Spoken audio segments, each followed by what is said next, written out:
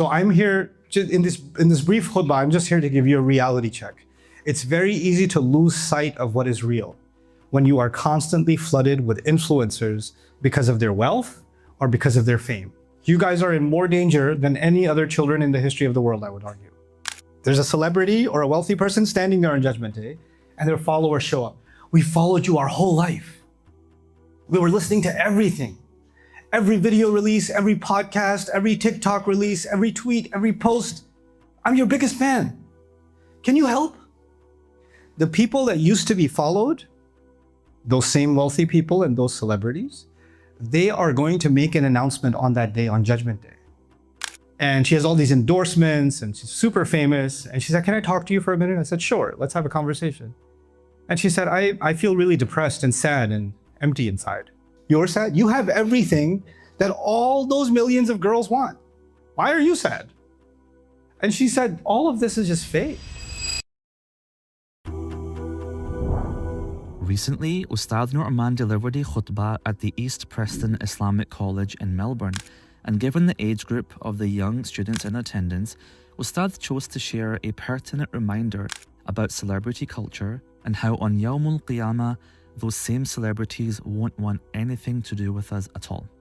Alhamdulillah, الذي لم يتخذ ولدا ولم يكن له شريك في الملك ولم يكن له ولي من الذل وكبره تكبيرا.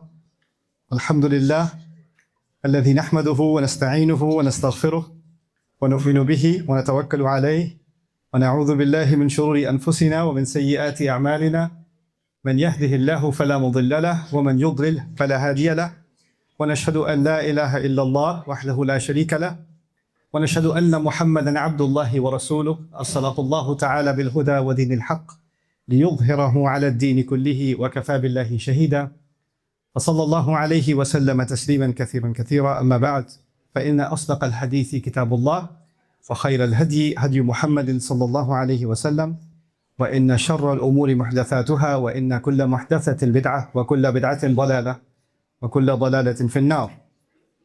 قال الله عز وجل في كتابه الكريم بعد أن أقول أعوذ بالله من الشيطان الرجيم إذ تبرأ الذين اتبعوا من الذين اتبعوا ورأوا العذاب وتقطعت بهم الأسباب رب اشرح لي صدري ويسر لي أمري واحلل عقدة من لساني يفقهوا قولي آمين يا رب العالمين. السلام عليكم ورحمة الله وبركاته. This khutbah, I did not expect to speak to a large group of children, actually. So I'm giving this khutbah off the cuff, but I want to start with something very important for all of you. I noticed that a lot of the teachers have to keep saying shh every few seconds. You guys know that when the prayer begins, when salah begins, then none of you are having a conversation. And if you did, that would be a really serious problem, right? The Friday khutbah, the moment the adhan is done and the khatib starts speaking, even if it's the most boring speech you've ever heard in your entire life, it's actually considered a part of the prayer. It's considered a part of the prayer. So if you guys are talking about anything in that time, or communicating, texting, whispering, whatever, you're doing that in the middle of prayer. So it's just, and it's not something offensive to the khatib, or offensive to your teachers, or offensive to each other, or disturbing somebody else. It's actually an offense against Allah. And it's better you learn that sooner rather than later, right? Because sometimes kids never learned that properly. And then later on, they become adults and you'll find the khatib is giving a khutbah and some adults are having a conversation with each other because they never learned it when they were kids. The other thing I notice here is a lot of you are older and many of you are younger. And the ones that are older among you, you need to recognize something. Whether you know the younger kids in the room or not, they look up to you. They copy your behavior. And what's interesting to me, I saw, because I was giving the khutbah in Arabic and I know most of you weren't paying attention, but I was paying attention to you. I was spying on you. And while I was spying on you, I realized that the younger kids were actually far more quiet than the older ones. And the older ones were doing a lot of the talking, which means you're okay with setting that example for those younger kids.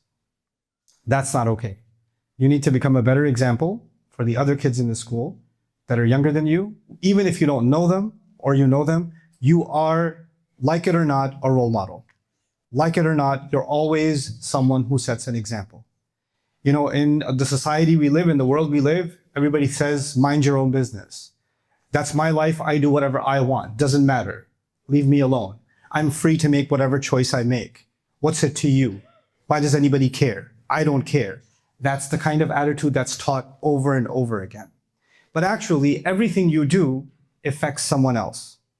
Even things you do just for yourself affects someone else. Everything you do, the Quran describes, leaves a trail behind you. And people see a trail, like if you're in the woods and you don't know where to go and you see that there's a less grass in one patch, which means somebody walked that part already, so you're gonna go that way. And then more people go that way and the grass starts disappearing and that becomes a trail. And then the next time somebody comes along, they don't even think about going in any other direction. They follow the trail. They just go in that same trail. But the first person who walked that trail, that made a little bit of a roadway, became an example for everybody else, right?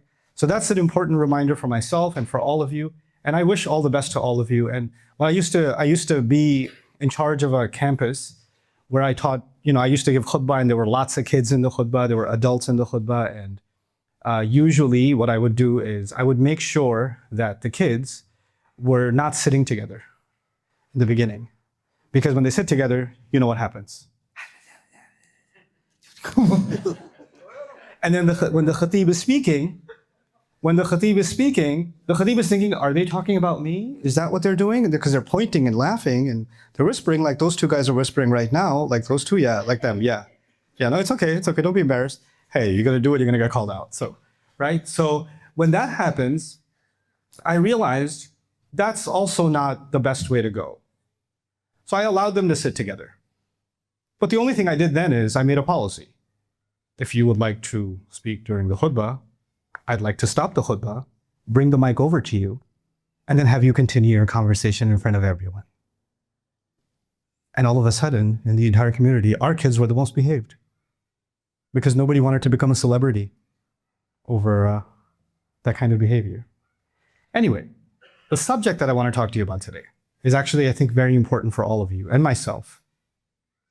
When the Prophet ﷺ was giving his message, I think all of you know that the majority of people in the society of Makkah rejected it. They didn't want to hear it. They were not interested. And they gave lots of different reasons. One of the reasons they gave is that he's not rich. He doesn't have a lot of money. Also, he doesn't have a lot of followers. So one, he's not wealthy, and two, he's not popular. Because we only follow people that are either wealthy or popular. That's what makes someone worthy of being followed. Because when people see someone wealthy, someone with a lot of money, a nice house, a nice car, expensive clothes, you name it, right? Then they say, well, I want what they want. I want what they have. So maybe if I follow them, I'll learn their secret and learn to become like them. And then one day I can be wealthy too. Or when somebody sees somebody popular, they say, everybody likes this person. Everybody talks about this person. Nobody ignores that person. Whenever they say something, everybody listens. Everybody, is constantly keeping their eyes on them. And when they do one thing, they wear certain kinds of clothes, or they say something, that becomes a trend, that goes viral. Man, that's power. I wish I was popular. I wish I was an influencer. I wish I was a celebrity. Maybe I can follow them and learn some of their secrets and some of their tricks, and I can follow those tricks, and I can become a celebrity too. So the two things people wanted, among other things, the things that people wanted to, what's the reason I should follow someone? Because I want something that they have. And what are the two things that they had? Either wealth or fame, wealth or celebrity. That's what they had. And that's what people wanted to follow. So one of the reasons they gave for not following the Prophet ﷺ is that he doesn't have any wealth. Why should we follow him? What are we going to get from following him? Definitely not money. And clearly he's not popular. Even when people talk about him, they're criticizing him. They're making fun of him. They're humiliating him. They're yelling at him. They're kicking him out of places. They're threatening him. Why would I want to be a part of that? That doesn't sound like a smart decision. This was the logic. And then they said, when people said, okay, well, even if he's not popular and even if he's not wealthy, why don't you pay attention to what he's saying? Because the Quran is the truth. And if a homeless person is saying the truth, or a billionaire is saying the truth, that doesn't change the fact that it's the truth. The truth doesn't depend on how popular you are or how unpopular you are or how wealthy you are or how poor you are. The truth is just the truth. So why don't you just follow the truth? They said, no. The truth is great, but لولا نزل هذا القرآن على رجل من القريتين عظيم. How come this Quran didn't come down to one of the celebrities? There are lots of wealthy people. If this Quran is really that important, it should have come to a billionaire. It should have come to a famous person. Then we would have even given the time to listen to it.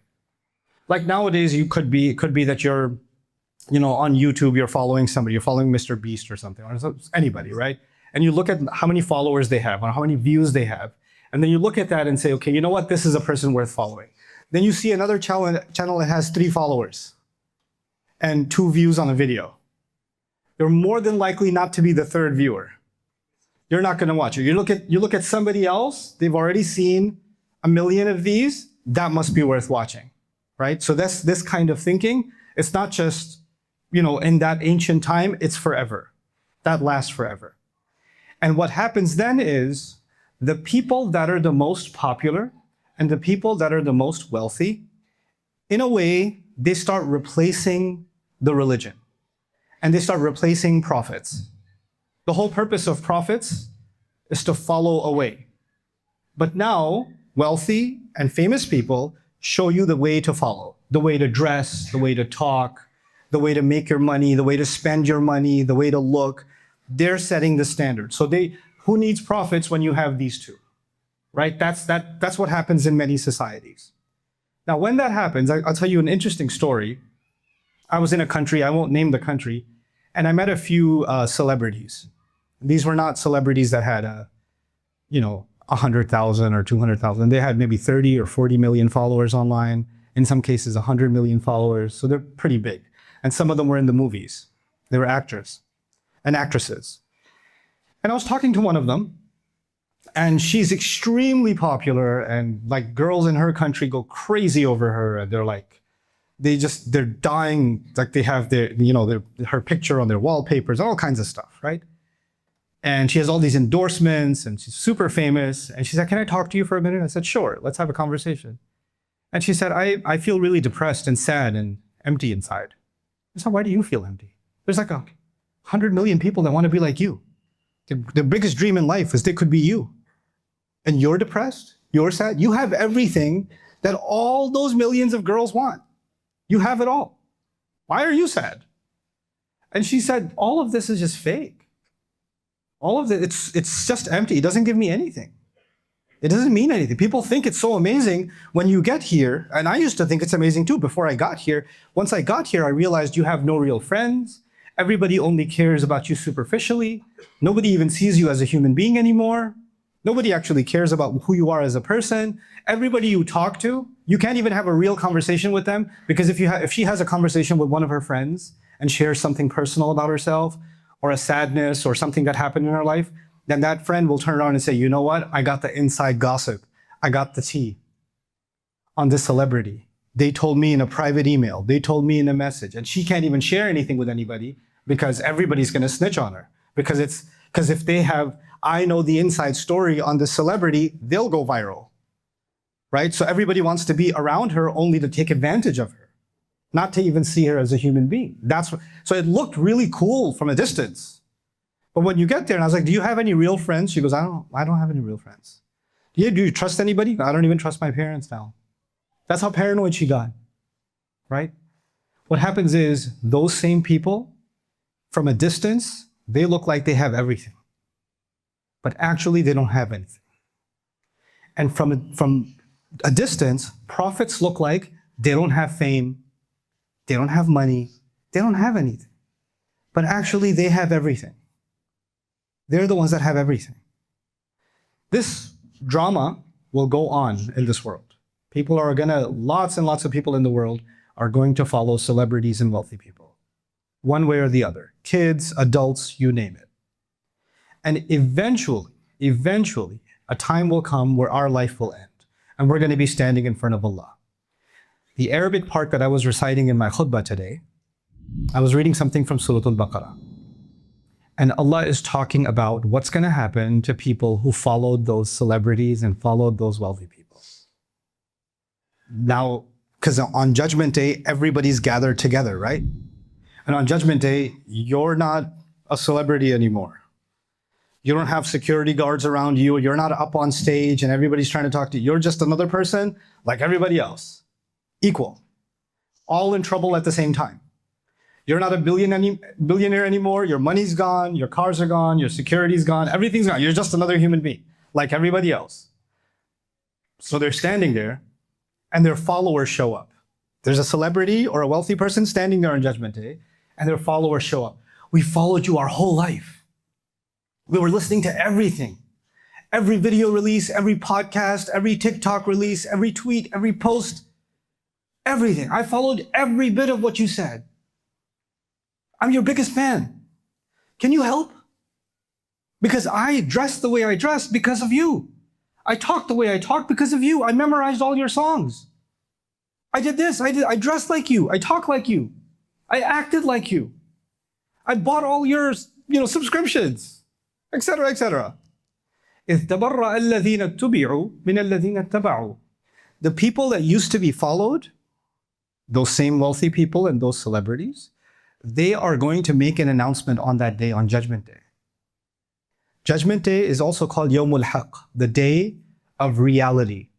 Remember that. The day of what? Reality. You know what that means? Right now, you think something is reality, but you'll know what it really is on Judgment Day. Right now, they look like they have everything. Right now, they look like they're worthy of being followed. Watch what happens on Judgment Day, on the day of reality. All their followers show up and say, hey, can you help us? We're with you, right? We're with you. إِذْ تَبَرَّأَ الَّذِينَ اتُّبِعُوا. When those who used to be followed are going to say, we have nothing, مِنَ الَّذِينَ اتَّبَعُوا, from those who followed them, all their followers, they're going to say, we have nothing to do with these people. I don't even know who these people are. I don't care about them. I hate them. Please get me away from these people. Those same celebrities. And when they used to be in this world, they used to be, hey guys, hit like and subscribe. Love you guys. Wouldn't be here without you. I love my fans, etc., etc. Right? I'm looking out for you. All the show of love and loyalty to make you feel like, and then they'd make songs and videos and music and things like that. And all their fans would say, I feel like I can relate to what you're saying. It's like you're talking about me. Yeah, I know. Love you guys. Kisses. And on Judgment Day, I have nothing to do with these people. I don't know who they are. إِذْ تَبَرَّأَ الَّذِينَ اتُّبِعُوا مِنَ الَّذِينَ اتَّبَعُوا. In another place in the Quran, similarly, Allah says a person will come in front of Allah on Judgment Day and say, Ya Allah, I want to be saved. I don't want to burn in Jahannam. I don't have any money left. I don't have any influence left. Can I offer my parents? You can take them. I want to be saved. You can take my kids. I want to be saved. You can take my extended family. I want to be saved. That's not enough? Okay, how about you take the rest of the population of planet Earth and put them, وَمَنْ فِي الْأَرْضِ جَمِيعًا, put everybody on the earth in hell, just save me, please. That's what they're going to say. That's what they're going to show you who they really care about. You cared so much about them. You gave them your time, your attention. You gave them a part of your brain. You gave them a part of your tongue. You gave them your ears. The most valuable things you have, you gave that to them. And this is what they're giving you. You're just worth fuel for a fire. That's what you're worth to them. وَرَأَوْا الْعَذَابِ وَتَقَطَّعَتْ بِهِمُ الْأَسْبَابِ. And on that day, the followers and their celebrities and their leaders, they're all going to be looking at the punishment because they didn't follow the prophets. They followed each other. That's what they did. And then when they look at the punishment, وَتَقَطَّعَتْ بِهِمُ الْأَسْبَابِ, all of their relationships will be cut. Now, so the first part we saw was the celebrities are going to say, we want nothing to do with the followers. Now the followers are going to speak. وَقَالَ الَّذِينَ اتَّبَعُوا لَوْ أَنَّ لَنَا كَرَّةً. The followers will say, if we had another chance, if we could go back to the world, لَنَتَبَرَّأَ مِنْهُمْ كَمَا تَبَرَّأُوا مِنَّا. We would cut ourselves off from these people. We would say we have nothing to do with them, the same way they're saying we have nothing to do with you now. The way they are saying, I want nothing to do with you people, we would have done exactly the same thing. Ya Allah, just give us another chance. I got it. Now I'm blocking them. Unfollow. No more an addict to their content. I'm all done with it. Right? Allah says, كَذَلِكَ يُرِيهِمُ اللَّهُ أَعْمَالَهُمْ حَسَرَاتٍ عَلَيْهِمْ. That is how Allah will show people their deeds so they can regret and regret and regret over what they used to do. You guys are very, very young, and you're living in a very strange time in the history of the world. You are being flooded with messages about who to follow. You're being flooded like no other generation of children before you in the history of the world. This never happened. You guys are in more danger than any other children in the history of the world, I would argue. So, and Allah decided that you should be born now. If you were born 100 years ago, your biggest problem would have been your best friend has a nicer goat than you do. Right? That was, you know. But, you know, that's not the case. You're living in the age of social media. You're living in the age of influencers. You're living in the age of constant messaging. And let me tell you something about that. You guys have heard about gambling before? You can nod if you have. Have you heard about gambling? You know how gambling and alcohol and these things become addictions? They become addictions. You know, when Facebook and Snapchat and Instagram and TikTok, some of these companies that are, Facebook's for old people, I know, but like some of these other social media platforms, when they were building their platforms, they needed to figure out how to keep people hooked, how to keep people swiping. Because the longer you stay on the app, the more money they make. So it's not, you think it's free content, but actually your attention makes them money. So it used to be in the old world, they used to get gold out of the ground and diamonds and minerals, and you sell those were the resources. Human attention is actually something that makes money too, from the algorithms and advertising revenue and viewership revenue. This is how they build their revenue. So they're making money off of your attention. So they needed to figure out, how do I keep this 14-year-old, how do I keep this 13, 12-year-old or 16-year-old, how do I keep them on my app? And how do I keep them scrolling, and because I need to keep them on here longer. I need to make them addicted. So what they did is they hired the best developers, the best designers of casinos in Las Vegas. Las Vegas is a place that has a lot of gambling casinos where people go because they have a gambling problem, and they have those slot machines. Have you ever seen those slot machines before? They have those slot machines, and those people, you know what they do in those slot machine halls? They pump extra oxygen into those halls so people don't get sleepy. And they give free drinks. You get free Cokes and free caffeinated sodas and coffees and whatever. So people get hyped up and they stay awake, and they'll give you free Red Bulls and stuff. It's because they want people just sitting there and not getting up and keep gambling and keep gambling and keep gambling. And people will lose their house, they'll lose their life savings and all of it. But they designed it, and they even set up cameras so they can watch the eyeballs of the gambler to see if they're dilating or not, to create excitement for them. They'll run all these experiments on those people. Those people that ran those experiments and created those environments, they're the ones that designed social media apps. They were hired to create addiction for you and me. And you're just kids. You're going to easily fall into addiction, easily. So I'm here, in this brief khutbah, I'm just here to give you a reality check. It's very easy to lose sight of what is real when you are constantly flooded with influencers because of their wealth or because of their fame. Maybe they're famous because of their athleticism or because of their beauty or because of their some entertainment that they do, whatever it is that made them famous. Those things will become an addiction for you, and you're not going to be able to get out of it. So it's, in the end, you're the one responsible to step out of that, inshallah ta'ala, and follow something that's actually real. Follow and learn something that's actually valuable, that's going to make you a stronger human being. I pray that Allah Azza wa Jal makes all of you strong human beings, and I pray that the older boys and girls here are able to become the best role models for the younger children that are here. And may Allah Azza wa Jal give your teachers the ability to inspire you, to guide you, and to correct you. And may Allah make you really ready for when these years of this school, where you have to come together for Jum'ah and sit here and pray and all that stuff, this is going to be over. You're going to go to university. Nobody's going to tell you to get together for Jum'ah then. Your professor's not going to be a Muslim. He's going to be an atheist. That's going to happen. They're not going to talk about Allah and His Messenger. They're going to talk against Allah and His Messenger. That's going to happen too. This is the time you have to get ready for that time. You're here to get ready for what's going to happen after.